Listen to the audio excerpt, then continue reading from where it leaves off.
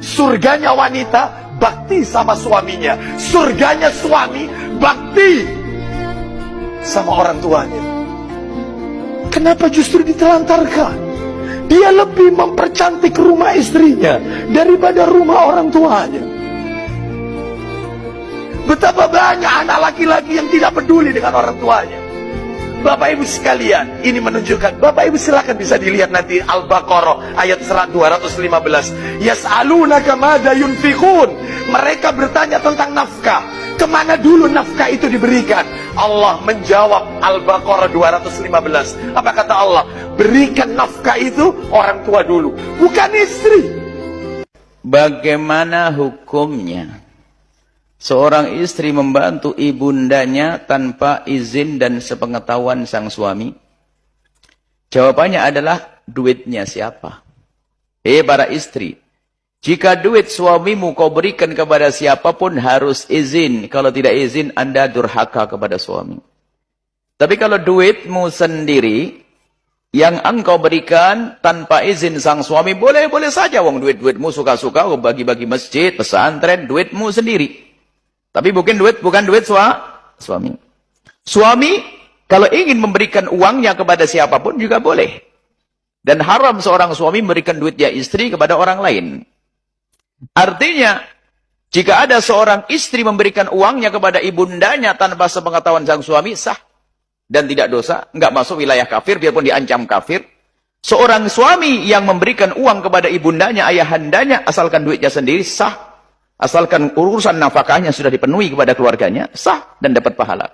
Cuman sekarang pertanyaannya adalah, tadi yang bertanya di Taiwan, memangnya kenapa suamimu kalau tahu, rupanya suaminya kalau tahu marah, berarti suamimu kayaknya bukan manusia beneran. Nah, wong istri yang bantu ibunya kok gak senang itu bagaimana? Makanya kami ingatkan, hei para istri yang solehah, ajari suamimu semakin hari semakin baik kepada bapak ibunya. Hei para suami, kalau kau suami benar, ajari istrimu semakin hari semakin baik dengan bapak ibunya. Selalu tanyakan, Mi, istriku tercinta, kau sudah ngirim apa ke ibumu? Belum, Ma. Ini aku kirim duit. Itu hebat. Ini malah melarang istrinya mau berbuat baik ini. Jangan-jangan bukan manusia yang sesungguhnya, jelmaan dia itu.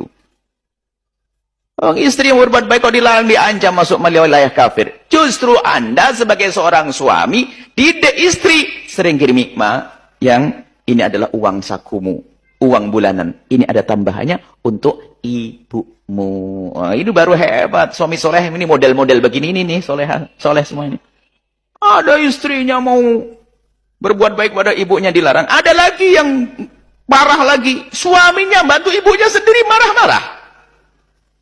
Wanita jin itu. Awas, yang merasa jadi jin sadar di sini. Ada, angkat tangan mau didoain khusus. Yang merasa jin doain khusus. Angkat tangan. Ada angkat tangan tuh. Amin. Jangan, nak. Suamimu itu adalah punya kewajiban berbakti kepada ayah ibundanya.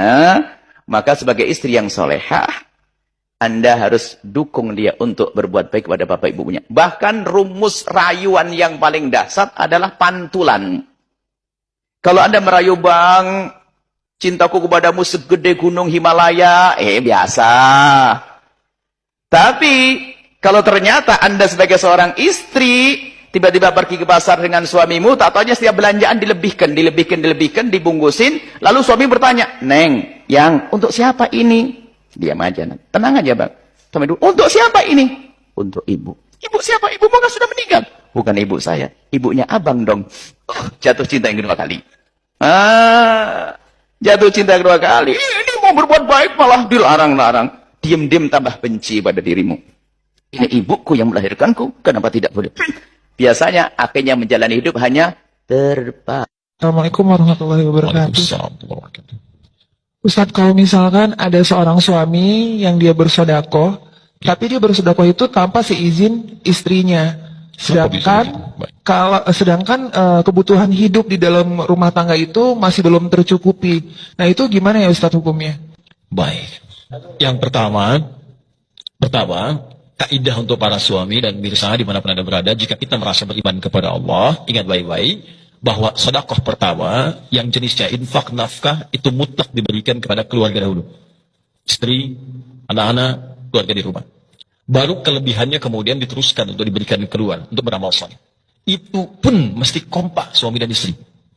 Tidak ada yang ditutupi. Ya, ayo diskusi dengan baik.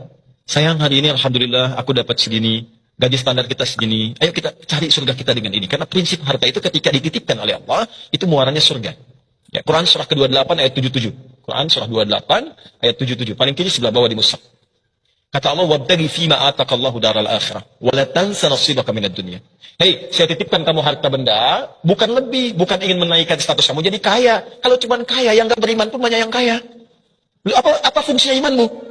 Kata Allah, iman itu akan menolong kita untuk bersikap seimbang. Wa la tansa nasibaka minad dunya. Jangan lupakan urusan duniamu. Ayo silakan cukupkan untuk tempat tinggal, untuk kendaraan, untuk ibadah, untuk macam-macam. Tapi yang terpenting, kelebihan dari semua yang sudah terukur itu, gaji 30 juta, kebutuhan keluarga 20 juta. Kata Allah, yang 10 juta itu untuk mencari akhirat kamu. Orang lain itu bukan miskin, tapi saking kayanya fisiknya bisa ibadah. Dia rajin tahajud, dia rajin puasa. Orang bilang dia nggak punya, tapi Allah tahan rezekinya. Bukan tidak diberikan cukup untuk dia beribadah. Kamu jarang tahajud. Orang lain tahajud kaki bengkak, kamu bangun mata bengkak. Ya, harta belum maksimal. Maaf, puasa jarang, maka Allah berikan kemudian kelebihan dari segi harta benda untuk menyusul surga yang lainnya. Maka diskusi di situ. Ya, kalau sudah diskusi, maka mendapatkan nilai-nilai kebaikan di dalamnya. Insya Allah. Baik, teman-teman sekalian, jadi kita simpulkan bahwa yang pertama, jadikan semua aktivitas Ramadan kita terencana. Supaya amalan kita terukur, benar ditunaikan, dan bisa dinikmati dengan baik. Maka di antara rencana itu, ada riwayat dalam hadis Al-Bukhari, keluarkan amalan-amalan yang pernah Nabi kerjakan. Cukupkan di situ sehingga kita tidak terlampau lelah untuk mengerjakan amalan lainnya. Amalan pertama, siapkan agenda untuk sedekah, untuk berbagi. Kalau ada uang, siapkan uang. Kalau ada makanan, siapkan makanan. Kalau tak ada makanan, tak ada uang, maka jenis sedekah yang kedua, berbagi dengan kemampuan fisik kita. Datang ke masjid, sambungkan ide-ide kita. Bersihkan yang kotor. Siapkan karpet masjid dengan baik, maka pahalanya bisa melimpah dari Allah Subhanahu wa taala. Barangkali itu yang kita bahas di kesempatan kali ini. Semoga Allah menerima amalan-amalan kita, memaafkan kesalahan kita, dan insya Allah menjadikan kita termasuk gemar merencanakan amal-amal kebaikan. Alhamdulillahirabbil alamin. Ini masalah berumah tangga ini, istri itu macam tulang rusuk yang bengkok. Kalau bapak paksa, nanti dia patah. Kalau bapak ikut, bapak jadi bengkok. Berapa banyak orang bengkok gara-gara bini bengkok. Tak bisa menolong saudara bengkok, maka dudukkan bersama. Seorang ibu datang kepada anaknya, "Nak, aku tak ada beras mau masak di rumah, nak. Tolonglah aku kasih duit. Mak mau minjam berapa? 100.000. Tunggu ya mak, aku tanya istriku dulu." Kalau ada anak macam ini, kasih tahu ke saya, biar saya pukul kepalanya. Ini tak cocok diceramahi lagi. Emaknya yang mengandung dia 9 bulan 10 hari, meregang nyawa mak itu melahirkan dia. Mau ditanyanya pula bininya dulu yang jumpa dia setelah umur 25 tahun. Entah anak siapa dia, entah dia anak siapa. Hanya diikatkan dengan akad aku terima nikah dengan mahar sebetul cincin emas tunai.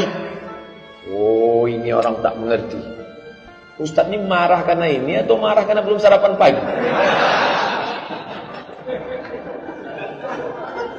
Jadi anak perempuan ibu kasih tahu dia, "Anakku, kau nanti jadi istri orang, kau ikut dia, tapi dia itu ikut maknya.